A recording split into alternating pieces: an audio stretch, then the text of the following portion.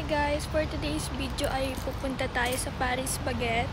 So, itatry natin yung mga tinapay nila tsaka kape. So, sabi nila kung i-rate daw ang Paris Baguette sa Korea is 10/10. So, titignan natin kung talagang masarap siya. So, ayan. Nandito ako ngayon sa may... I don't know kung saan to. Basta sinusundan ko lang yung neighbor ko, guys. So, ayan.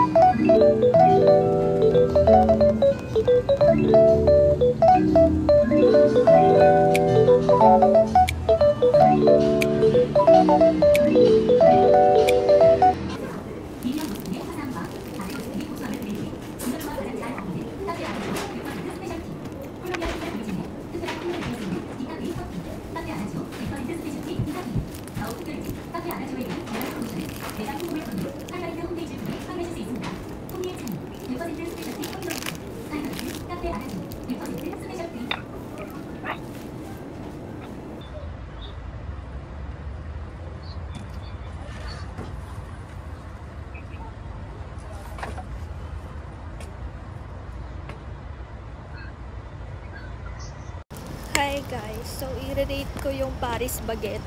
10/10 siya for me kasi worth it sa price tapos affordable. For me and super sarap ng milkshake.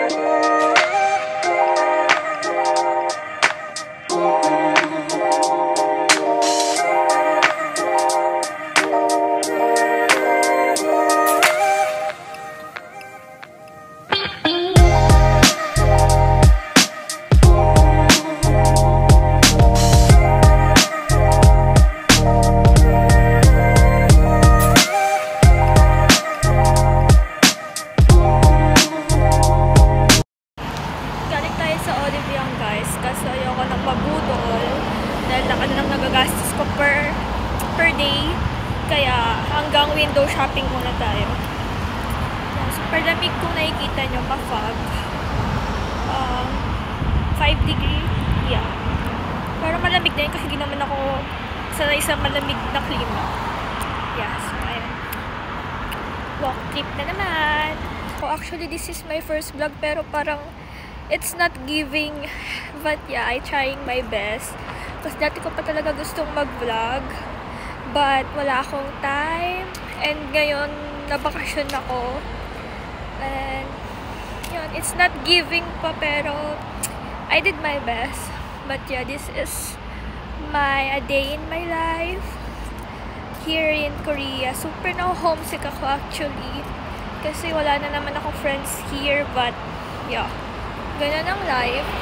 So, isa talaga kailangan mo umalis sa comfort zone mo para mag-grow ka.